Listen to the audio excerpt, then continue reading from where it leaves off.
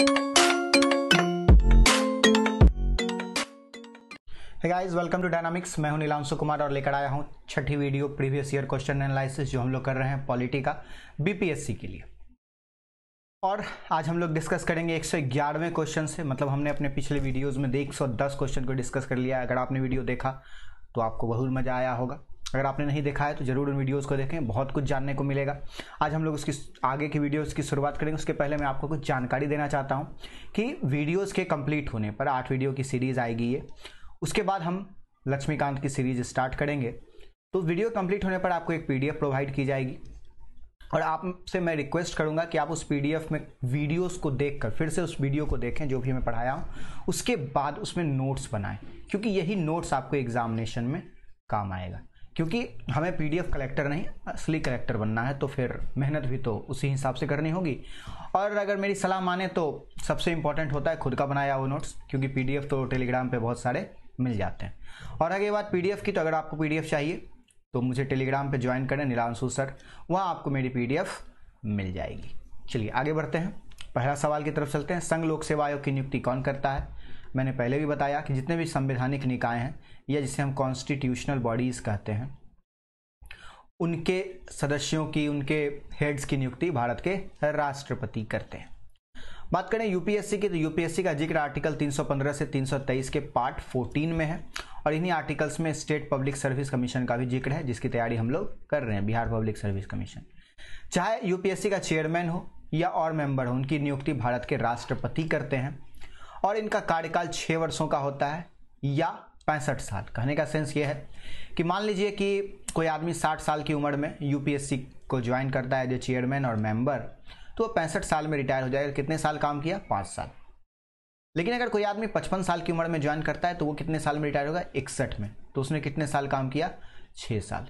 तो यहाँ कहानी ये है कि या तो 65 पहले पुर जाए या 6 साल पहले पुर जाए, उससे ज़्यादा कोई मेंबर नहीं रह सकता। और इनको हटाने का अधिकार भी राष्ट्रपति जी के पास ही होता है। सुप्रीम कोर्ट में न्यायाधीशों की संख्या बढ़ाने की शक्ति किसके पास है? हमारा देश आज़ाद हुआ था, सुप्रीम कोर्ट 28 जनवरी को शुरुआत हुई 1950 में। उस समय 7 जज और एक चीफ जस्टिस ऑफ इंडिया थे और संविधान में यह जिक्र किया गया था अगर इन जजों की संख्या को बढ़ाना हो तो भारत की संसद ऐसा कर सकती है। आर्टिकल 120 क्लॉज ए में कॉन्स्टिट्यूशन ने बताया है कि सुप्रीम कोर्ट का स्ट्रेंथ फिक्स है 7+1, लेकिन इसको बढ़ाने की शक्ति संसद के पास निहित है। मतलब राज्य के विधान परिषद उसमें कुछ योगदान अपना नहीं दे सकते हैं। भारत में पंचायती राज संस्था में कौन सा विषय शामिल नहीं है? अब मैंने बहुत बार जिक्र किया है पंचायती राज के विषय के बारे में। तो पंचायती राज का मतलब क्या होता है? लोकल सेल्फ गवर्नमेंट, लोकल स्थानीय स्वशासन। अगर स्थानीय स्वशासन है तो वो क्या करेंगे? भूमि सुधार का क्रियान्वयन, इंप्लीमेंटेशन ऑफ लैंड रिफॉर्म्स करेंगे, ऑब्वियसली करेंगे। इंप्लीमेंटेशन ऑफ पॉवर्टी एलिवेशन, अब गरीब उन्मूलन तो करना ही होगा। क्या जुडिशियल रिव्यू करने का अधिकार है? ये जुडिशियल रिव्यू करने का अधिकार लोकल सेल्फ गवर्नमेंट को नहीं, ये कोर्ट्स को है। तो यही होगा हमारा आंसर कि इनमें से कौन विषय शामिल नहीं है। तो इनमें से जुडिशियल रिव्यू, न्यायिक समीक्षा शामिल नहीं है। अब आप देख रहे हैं कि 114 क्वेश्चन हम लोग डिस्कस कर चुके हैं, 113। लेकिन इसके बाद भी बहुत बार सूची की जिक्र होती है 11 शेड्यूल के 29 फंक्शंस की। तो हम इसको एक बार देख लेते हैं कि क्या क्या हो सकता है। कृषि से रिलेटेड चीजें, अब यहां देख सकते हैं कृषि विस्तार सहित कृषि, भूमि सुधार का क्रियान्वयन, चकबंदी, मृदा संरक्षण, डेयरी मुर्गी पालन वगैरह वगैरह, मत्स्य उद्योग, सिंचाई, सामाजिक विनिमय या कृषि वानिकी, लघु उद्योग, स्मॉल इंडस्ट्रीज। उसके बाद छोटे जंगलों की जिक्र है, साफ पानी पहुंचाना, खादी विलेज कॉटेज इंडस्ट्री को बढ़ावा देना, लोगों को घर प्रोवाइड कराना, ईंधन और चारे की व्यवस्था करना, बिजली का डिस्ट्रीब्यूशन को देखना, बिजली का वितरण सही से हो रहा है या नहीं, पुल पुलिया जलमार्ग इन सब की देखरेख करना, प्राथमिक और महाविद्यालय की शिक्षा। जैसे कोई बड़ा गांव है, बड़ा पंचायत है तो वहाँ महाविद्यालय भी वो खोल सकते हैं। ऊर्जा और गैर परंपरागत सोर्स से ऊर्जा प्राप्त करने के नए नए तरीके खोजना, उन पर पैसे खर्च करना। उसके अलावा वयस्क अनौपचारिक शिक्षा, मतलब बहुत सारे हमारे हैं एल्डर्स लोग जो अशिक्षित होते हैं, तो उनकी शिक्षा की व्यवस्था करना। सार्वजनिक वितरण प्रणाली, जिससे हमें गेहूं चावल जो पीडीएस सिस्टम चलता है, गांव में भी चलता है, तो उसकी देखरेख करना, उसको कंट्रोल करना, किसकी कार्ड बनी किसकी कार्ड नहीं बनी।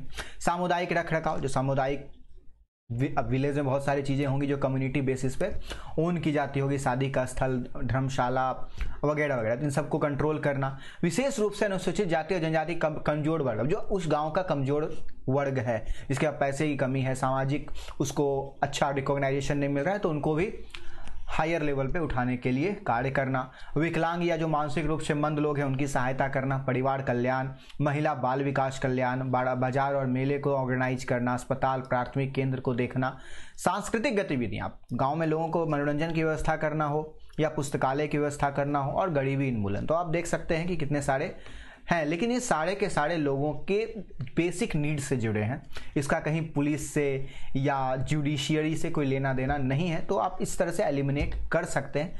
मैं चाहूँगा कि आप वीडियो को 2-3 बार देखें या इसको 2-3 बार पढ़ लें, तो आपको एक माइंड में रहेगा, तो गलत होने के चांसेस कम होंगे, आप एलिमिनेट कर पाएंगे। भारत में पंचायती राज के प्रतिनिधित्व करता है। In India the panchayati raj represent, panchayati raj क्या रिप्रेजेंट करता है? शक्तियों का विकेंद्रीकरण, मैंने पहले बताया, सेंटर स्टेट के पावर को लेकर लोकल को देना। लोगों का पार्टिसिपेशन, अब लोकल सेल्फ गवर्नमेंट है तो लोगों का पार्टिसिपेशन तो होगा ही। सामुदायिक विकास, अब सामुदायिक का विकास आपने देख ही लिया, उसके लिस्ट में है, तो इसका आंसर होगा इनमें से सभी। तो पंचायती राज का इस सारा काम है। Panchayati raj added part 9 to the constitution. The constitution also 11 schedule add किया, इसमें 29 फंक्शन है जिसको भी हमने देखा। यह आर्टिकल 243 से 243 ओ तक है, और इससे रिलेटेड बहुत सारे क्वेश्चन बीपीएससी पूछता है, तो हमारे लिए बहुत ही हॉट टॉपिक हो जाता है पंचायती राज। राज्यसभा में कितने सदस्य होते हैं? अब आपको पता है कि राज्यसभा एक परमानेंट बॉडी है, 1/3 मेंबर हर 2 साल पर रिटायर होते हैं, तो इसमें सदस्य होते कितने? संविधान की माने तो इसमें मैक्सिमम सदस्यों की संख्या 250 है। आर्टिकल 80 कहता है राज्यसभा में अधिकतम 250 सदस्य को निर्धारित किया गया है, जिसमें 12 नामित होंगे। अब 250 में से 12 बच गए, 238 कौन से आएंगे? राज्यों से और केंद्र शासित प्रदेशों से। लेकिन अभी है कितना हमारे केंद्र राज्यसभा में? 245। अब 245 में 12 तो नामित होंगे, तो 233 बच गए। 233 में दिल्ली और पुडुचेरी के अलावा जो राज्य केंद्र शासित प्रदेश है उनके प्रतिनिधित्व यहां पर उपस्थित होते हैं।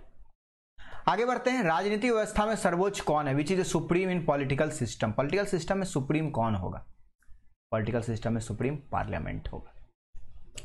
अगला सवाल, in Indian political system executive function under. राज्य की नीति व्यवस्था में भारत कार्यकारी कार्य के अंतर्गत किसके अंतर्गत कार्य करता है?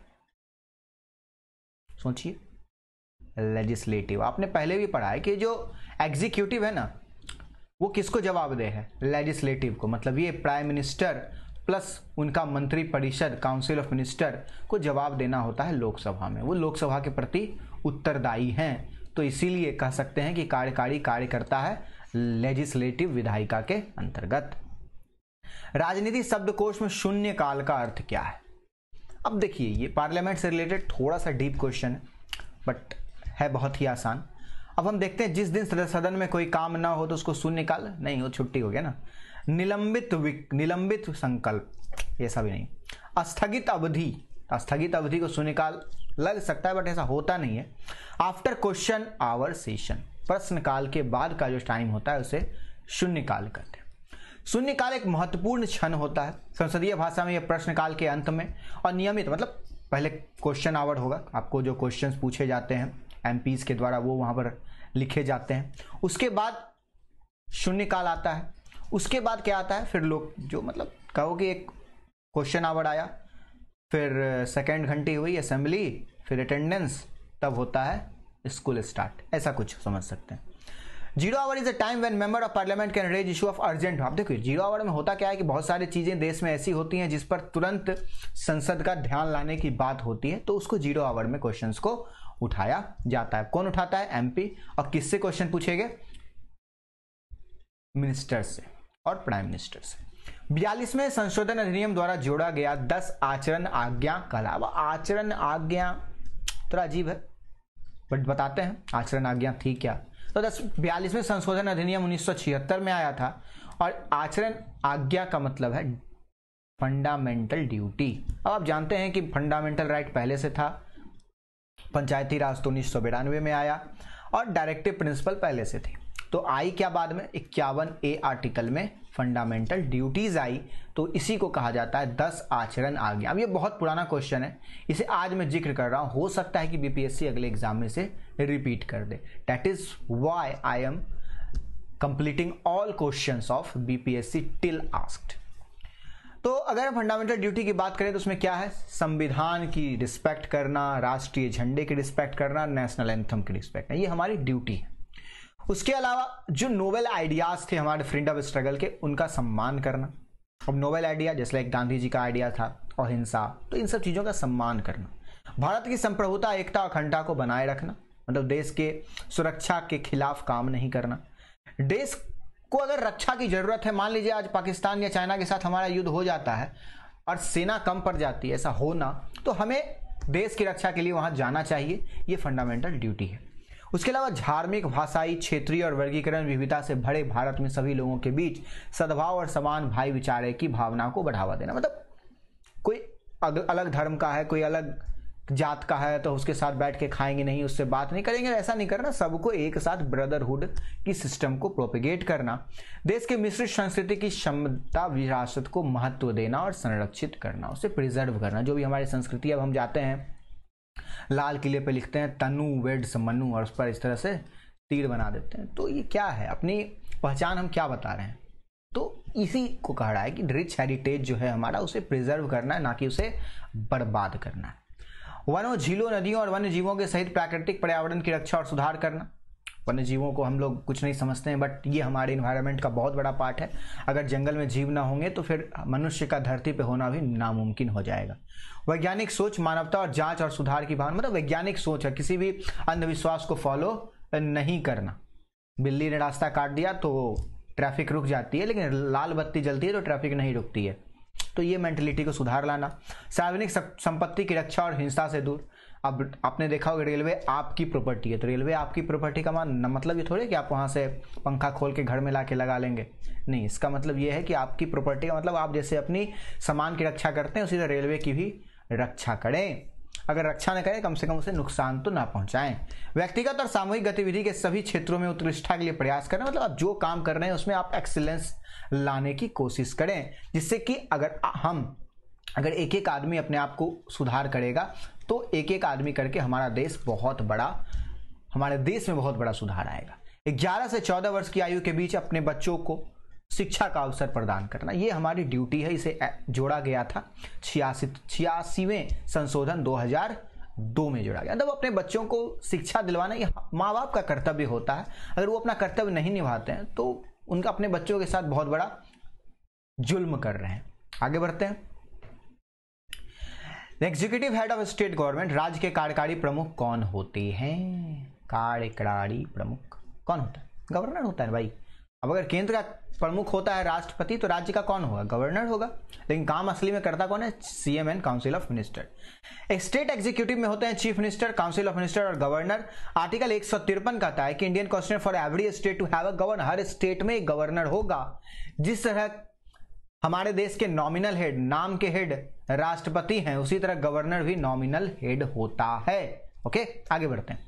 कानूनी पहलू के मुद्दे पर राज्य को कौन सलाह देता है? अब हमने देखा था कि सेंटर को सलाह देने के लिए कौन है? अटॉर्नी जनरल है, महान्यायवादी, आर्टिकल 76। तो राज्य को कौन देगा? Advocate general. अब आप कहोगे सर ये सॉलिसिटर जनरल क्या है? तो ये भी सेंटर में ही। अब एडवोकेट जनरल तो सारा काम अकेले कर नहीं पाएंगे, तो उनको मदद करने के लिए आते हैं सॉलिसिटर जनरल। लेकिन राज्यों के लिए होते हैं एडवोकेट जनरल, मतलब राज्यों को रिप्रेजेंट करने का काम एडवोकेट जनरल का है। और ये आर्टिकल 165 में है। और इसे अपॉइंट करता है गवर्नर, अपॉइंट करता है किसके सलाह पर?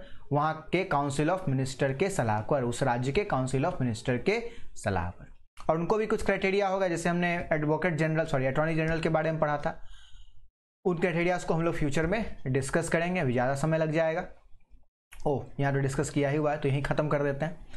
ही should be eligible to be appointed जज ऑफ हाई कोर्ट। हमने सुप्रीम कोर्ट का देखा था, अटॉर्नी जनरल के लिए था कि वो सुप्रीम कोर्ट के जज बनने की काबिलियत होनी चाहिए, तो यहाँ हाई कोर्ट के जज बनने की काबिलियत होनी। वो 5 साल के बैरिस्टर का अनुभव हो, या एक सिविल सर्वेंट हो जिनको 10 साल का एक्सपीरियंस हो जिला कोर्ट में। 3 साल मतलब 10 साल सिविल सर्वेंट हों लेकिन 3 साल जिला कोर्ट में काम किए हों, या a place over 10 year in any high court, किसी हाई कोर्ट में 10 साल तक वकील रहे हो। तो ये तीनों में से अगर कोई भी क्राइटेरिया वो फुलफिल करते हैं तो एडवोकेट जनरल बन सकते हैं, लेकिन उनका एज 62 से ज्यादा नहीं होना चाहिए। उनका काम क्या है? सरकार को जो भी कानूनी सलाह है वो प्रदान करना और सरकार को कोर्ट में रिप्रेजेंट करना, सरकारी वकील बनकर। ओके, निम्नलिखित में से किसके तहत पंचायती राज व्यवस्था कई है? किसके तहत पंचायती राज व्यवस्था है बताइए? फंडामेंटल राइट नहीं, फंडामेंटल ड्यूटी नहीं, डीपीएसपी यस। डीपीएस की आर्टिकल 40 ने डीपीएसपी के आर्टिकल 40 ने पंचायती राज का जिक्र किया है, तो इसका सही जवाब होगा डीपीएसपी। 3 टायर सिस्टम शामिल है।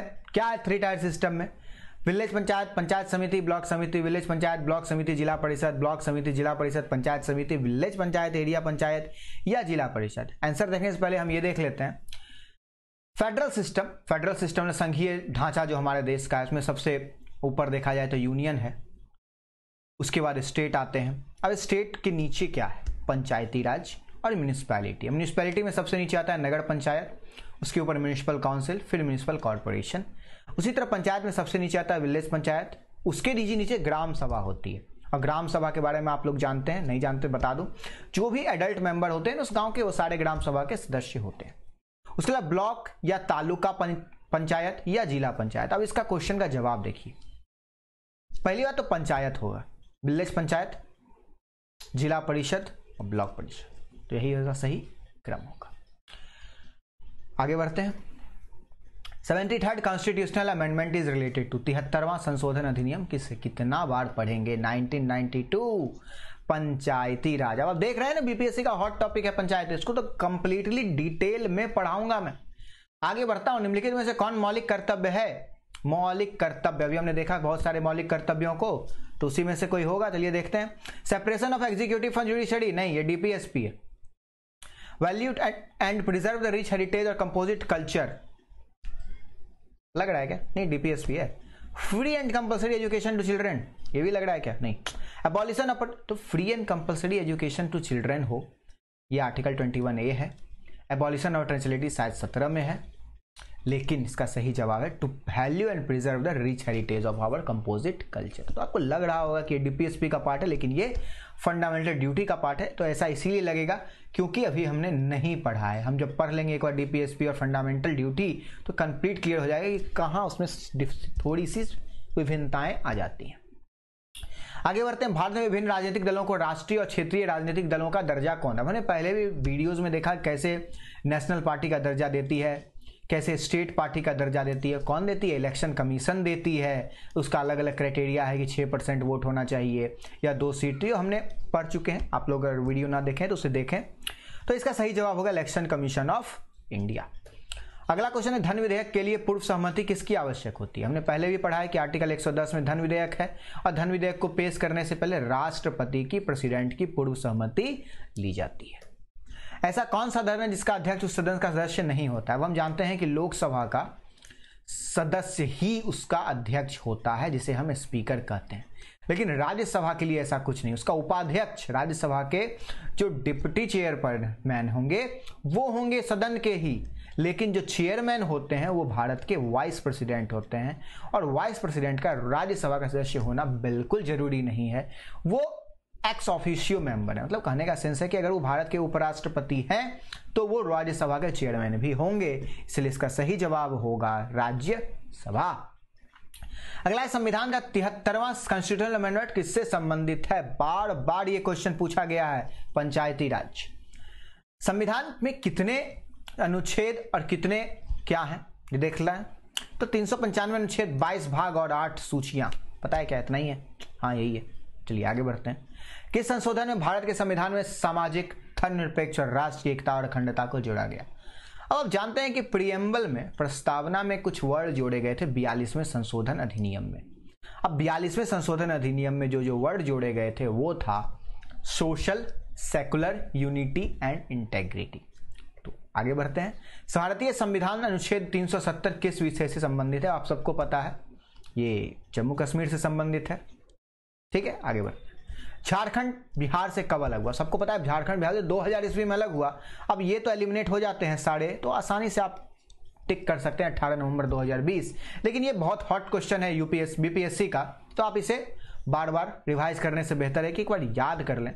और याद कैसे होगा, इसे आप घर में चिपका लें, क्योंकि आप जब चिपका लेंगे तो उसे बार बार देखेंगे तो दिमाग में छप जाएगा। क्योंकि एग्जाम में हर चीज डेट याद करना संभव नहीं होता है, उसे रिमाइंड करना संभव नहीं होता है। आज की वीडियो में बस इतना ही। वीडियो पसंद आया लाइक कमेंट शेयर करें और एंजॉय करते रहें।